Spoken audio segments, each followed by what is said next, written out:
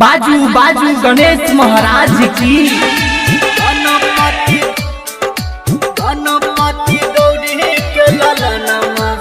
अखन अपने सब सुन रहल छी कंचन रिकॉर्डिंग के भक्तिमय प्रस्तुति।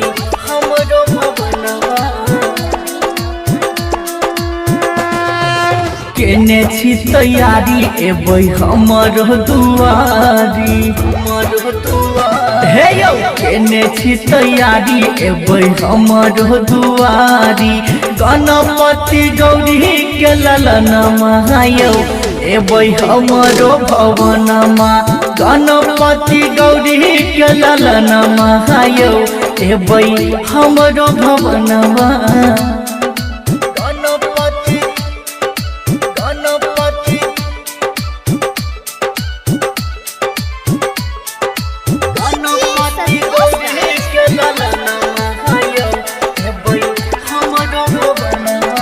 शुभ काम से पहिले ली अही के नाम यो, जगत करई अही के गुणगान यो।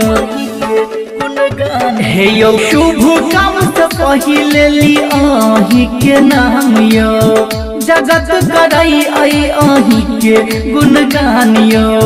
राख लेबै हमरो वचन महायो, हे यो गौरी के ललनमा।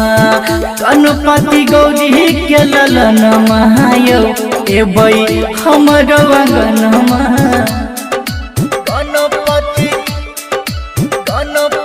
अखन अपने सब सुन रहल छी कंचन रिकॉर्डिंग के भक्तिमय प्रस्तुति।